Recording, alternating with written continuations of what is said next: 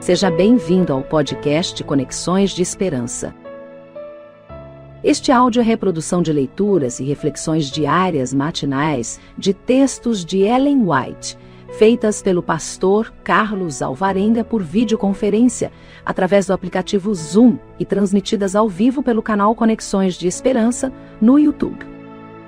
Nosso desejo é que sua experiência com Deus seja enriquecida com o que você vai ouvir a seguir. Hoje, as nossas considerações estão baseadas no capítulo 28 do livro O Desejado de Todas as Nações.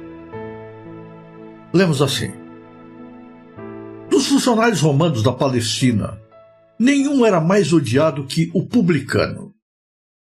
O fato de serem os impostos ordenados por um poder estrangeiro era contínuo motivo de irritação para os judeus. Lembrança que era da perda de sua independência. E os cobradores de impostos, além de instrumentos da opressão romana, eram extorsionários em seu próprio proveito, enriquecendo-se à custa do povo. Um judeu que aceitasse este ofício das mãos dos romanos era considerado traidor da honra nacional. Desprezado como apóstata, classificavam-no entre os mais vis da sociedade. A essa classe pertencia Levi Mateus, o qual, depois dos 4 discípulos da praia de Genezaré, foi o seguinte a ser chamado para o serviço de Cristo. Os fariseus haviam julgado Mateus segundo seu emprego, mas Jesus viu nesse homem uma pessoa aberta à recepção da verdade. Mateus escutara os ensinos do Salvador. Ao revelar-lhe o convincente Espírito de Deus sua pecaminosidade, anelou buscar auxílio em Cristo. Estava, porém, habituado ao exclusivismo dos rabis e não tinha nenhuma ideia de que esse grande mestre houvesse de fazer por ele. Um dia, achando-se assentado na alfândega, viu o publicano a Jesus, que se aproximava. Grande foi sua surpresa ao ouvir as palavras que lhe foram dirigidas. Segue-me. Mateus, deixando tudo, levantou-se e o seguiu. Não houve nenhuma hesitação, nenhuma dúvida, nenhum pensamento para o lucrativo negócio a ser trocado pela pobreza e pelas privações. Era-lhe suficiente o estar com Jesus, ouvir-lhe as palavras, e a ele unir-se em sua obra. O mesmo se deu com os discípulos anteriormente chamados. Quando Jesus pediu a Pedro e a seus companheiros que o seguissem, eles deixaram imediatamente os barcos e as redes. Alguns desses discípulos tinham queridos cuja manutenção deles dependia. Ao receberem, porém, o convite do Salvador, não hesitaram nem inquiriram: como hei de viver e sustentar a minha família? Obedeceram ao chamado, e quando posteriormente Jesus lhes perguntou: quando vos mandei sem bolsa, alforge ou alparcas, faltou-vos porventura alguma coisa? Eles puderam então responder: nada. A Mateus em sua riqueza, como a André e Pedro em sua pobreza, a mesma prova foi apresentada, a mesma consagração foi feita por cada um. No momento do êxito, quando as redes estavam cheias de peixe e mais fortes eram os impulsos do viver anterior, Jesus pediu aos discípulos junto ao mar que abandonassem tudo pela obra do Evangelho. Assim toda pessoa é provada quanto ao seu mais forte desejo, se bens temporais, se a companhia de Cristo. O princípio é sempre de caráter exigente. Homem algum pode ser bem-sucedido no serviço de Deus, a menos que nele ponha inteiro o coração e considere todas as coisas por perda pela excelência do conhecimento de Cristo. Ninguém que faça qualquer reserva pode ser discípulo de Cristo, e muito menos seu colaborador. Quando os homens apreciam a grande salvação, o espírito de sacrifício observado da vida de Cristo ver-se-á na sua. Por onde quer que ele os guie, acompanhá-lo-ão contentes. A vocação de Mateus para ser um dos discípulos de Cristo despertou grande indignação. Que um mestre de religião escolhesse um publicano como um de seus imediatos assistentes era uma ofensa contra os costumes religiosos, contra os costumes sociais e nacionais. Procurando estimular os preconceitos do povo, os fariseus esperavam voltar à corrente de sentimentos do povo contra Jesus. Criou-se entre os publicanos amplo interesse. Seu coração foi atraído para o divino mestre. Na alegria de seu novo discipulado, desejou Mateus levar seus antigos companheiros a Jesus. Fez, portanto, um banquete na sua casa, reunindo os parentes e os amigos.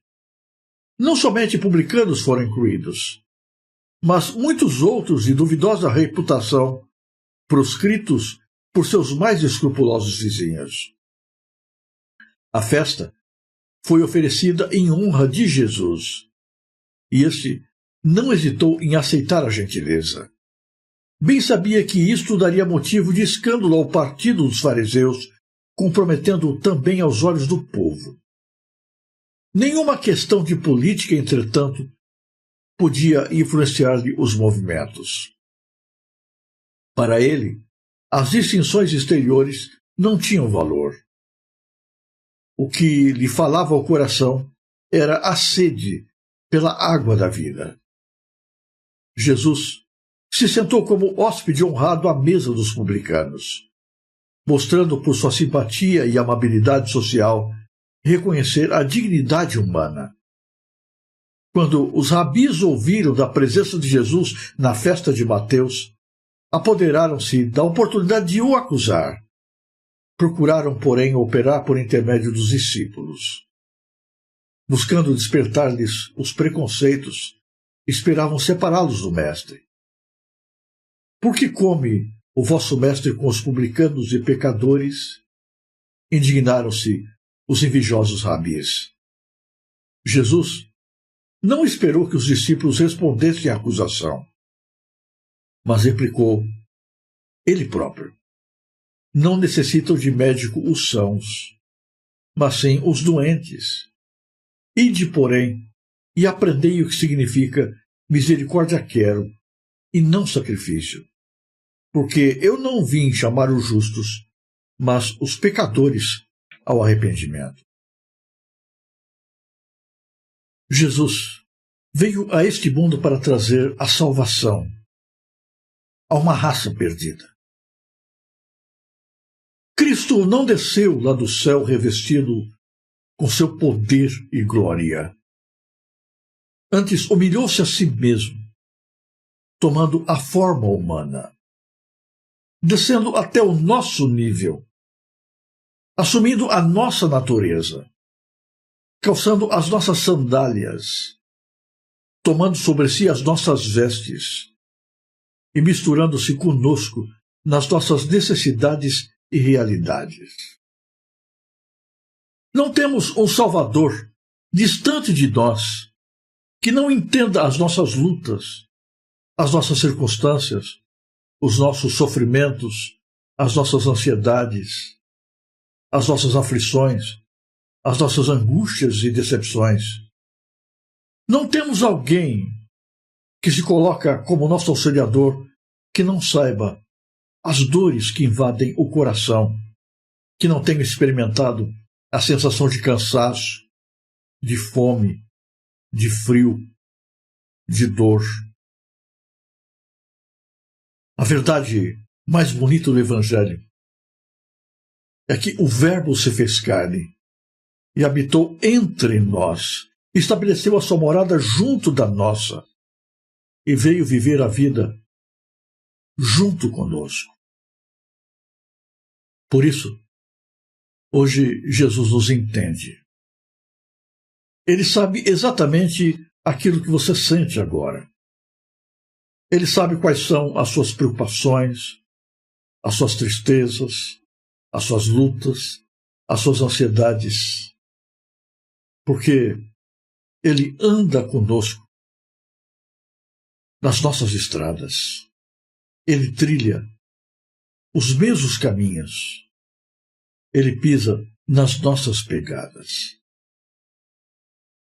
Os fariseus, os líderes da religião judaica, julgavam-se acima dos demais. Vestiam-se de maneira distinta, usavam uma linguagem rebuscada, enchiam o seu peito de orgulho e vaidade, falavam com arrogância, como se estivessem acima dos outros, porque eram os porta-vozes do céu. Mas Jesus, o próprio Deus, era diferente. Jesus misturava-se com os pescadores na beira do lago. Falava a linguagem deles. Envolvia-se nas atividades deles. Estava interessado no seu próprio trabalho, na pesca que realizavam. Jesus misturava-se mesmo com os pecadores mais degradados. Não se ausentou de uma Maria Madalena, acusada pelos seus compatriotas de ter uma vida errada. Antes, Jesus se aproximou dela, dando a ela a oportunidade de bênção e de salvação. Assentou-se com uma mulher samaritana na beira do poço. Parou para compartilhar com ela o reino dos céus. Interessou-se com a sua vida, com a sua sede, com a sua necessidade. Jesus se aproximava mesmo dos pecadores, dos publicanos, como Levi Mateus. Levi Mateus talvez fosse o último nome em que alguém pensaria quando buscasse encontrar um pregador do Evangelho. Levi Mateus era considerado por todos com desdém, porque o viam como inimigo do povo. Ele era um publicano, era um empregado dos dominadores, daqueles que exploravam o povo. E os publicanos, normalmente corruptos, porque a natureza do ser humano é corrupta e sempre tira vantagem de tudo que pode, roubavam os seus irmãos judeus, cobrando deles muito além daquilo que eles deviam pagar como imposto. Publicanos, fácil e rapidamente se tornavam ricos. Possuíam uma vida de opulência e de fartura. Mas por baixo de toda a capa exterior, de toda a aparência, havia um coração humano. E os corações humanos são todos parecidos nas suas angústias, nas suas necessidades, nas suas buscas, nos seus anelos. Mateus, ele tinha sede de Deus. Ele tinha sede de algo diferente. Ele sentia necessidade de alguma coisa que o dinheiro não compra, que a fartura não dá, que o sucesso não traz. E essa busca por algo superior, por algo diferente, encontrou resposta quando ele ouviu de Jesus. Jesus sabia da sede de sua alma e por isso aproximou-se dele. E diante de Mateus, Cristo coloca um convite. Você não gostaria de me seguir? Seguir Jesus é um tremendo privilégio. E Mateus compreendeu isso logo de imediato. Não existe nada superior, nada melhor, nada maior do que seguir a Cristo. Mas seguir Jesus traz um preço. Nem sempre nós paramos para pensar nesse preço. Há muitos que no entusiasmo almejam seguir a Cristo, mas quando param para pensar no preço que têm de pagar, desistem da sua decisão. Seguir Jesus significa deixar tudo para trás. E a pergunta é: quantos de nós está disposto a deixar tudo para trás para seguir Jesus? Seguir Jesus significa abandonar a velha vida, os velhos costumes, os velhos hábitos, as velhas práticas, os velhos lugares de divertimento, o velho estilo de vida, as velhas amizades. Significa abandonar tudo aquilo que acariciamos por tanto tempo durante a vida. Significa abrir mão do nosso lugar de conforto. Abrir mão daquilo que o mundo oferece em função de coisas espirituais que não se veem, não se tocam, apenas se experimentam pela fé, parece loucura. Mas Levi tinha sede de Deus. Ele não parou para colocar na balança o que era mais importante. Seu trabalho, o dinheiro, a fortuna, a fama, a posição, os amigos, ou Jesus e a vida eterna. Imediatamente, a Bíblia diz que ele levantou-se e seguiu a Jesus. Encontrei durante meu ministério muitas pessoas que se sentiam impressionadas com o Evangelho de Jesus, tocadas pela graça de Jesus, convencidas pela doutrina de Jesus, mas quando chamadas a seguir a Cristo, respondiam dizendo: eu não posso seguir Jesus agora, porque se eu seguir a Jesus, o que vai ser de mim amanhã? Como é que eu vou sustentar minha família? Eu quero seguir a Jesus, mas deixa eu me aposentar primeiro. Pude contemplar muitas vezes a vida dessas pessoas fluindo, passando, e vi algumas vezes essas pessoas morrendo longe de Jesus. As suas prioridades estavam invertidas. Não estavam voltadas para o céu e para as coisas de Deus. Mateus priorizou Jesus, deixou tudo de lado e seguiu a Cristo. E ao seguir Jesus, não mediu o preço. Feliz, não reclamou daquilo que deixou para trás. O seu coração estava jubiloso de alegria. E para demonstrar a alegria da sua alma, Mateus fez uma festa. Uma festa para celebrar a graça de Cristo recebida da vida. E para esta festa convidou os seus amigos, os seus conhecidos, todas as pessoas que antes se relacionavam com ele. Ele queria compartilhar aquilo que havia recebido dos céus. Jesus compareceu a esta festa. Jesus se assentou à mesa com Mateus e com os demais. Não importava a sua história de vida, a sua condição, a sua situação. Jesus se misturava com eles, porque Jesus veio exatamente para trazer salvação para os pecadores. Os líderes da religião judaica não se misturavam com gente assim. Mas Jesus veio para estar com os pecadores. Graças a Deus, porque Jesus é um de nós.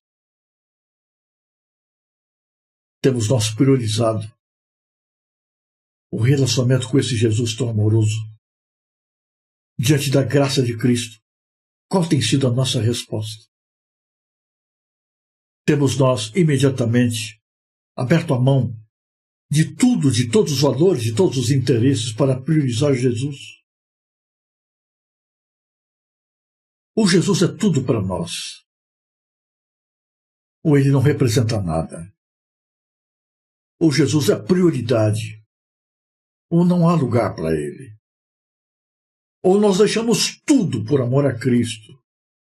Ou então, o nosso seguir a Jesus é ilusório e vão?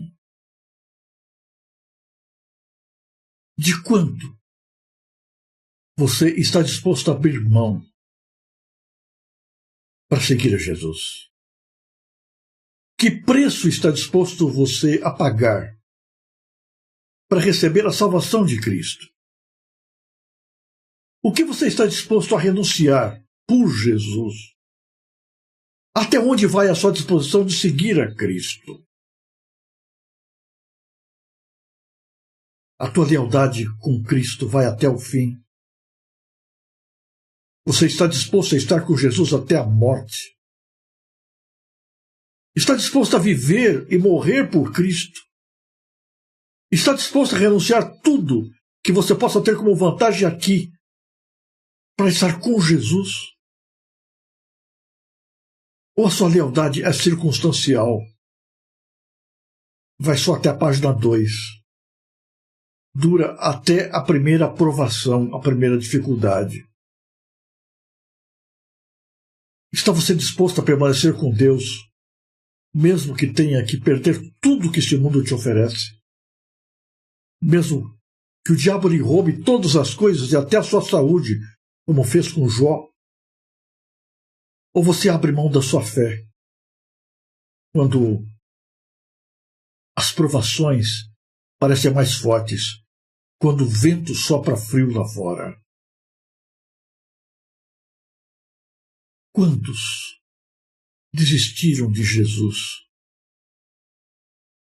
porque descobriram que seguir Jesus custa caro demais?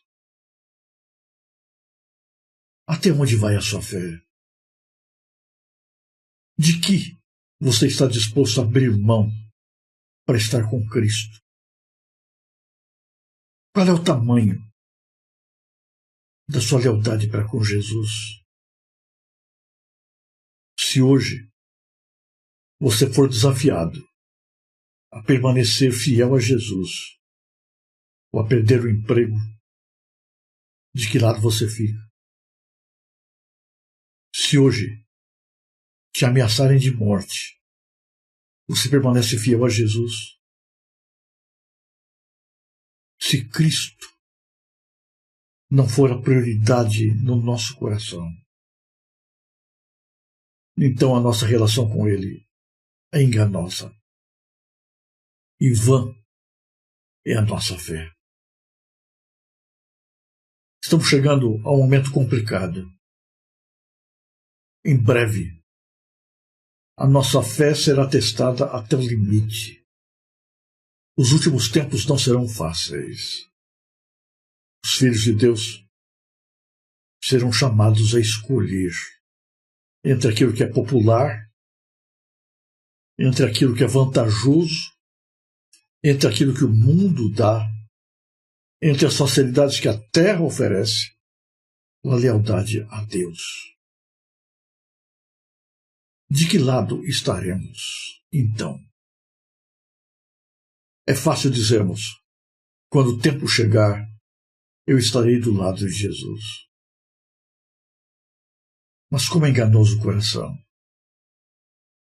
Porque muitas vezes em coisas tão simples, nós negamos Jesus aqui. Nós não priorizamos Jesus na nossa vida aqui. Nós trocamos Jesus aqui por coisas tão pequenas, tão banais, tão insignificantes. Que nesse dia se fortaleça na nossa alma o desejo de priorizarmos a relação com Cristo, de vivermos por Jesus e de estarmos dispostos a, se necessário for, morrermos por Ele.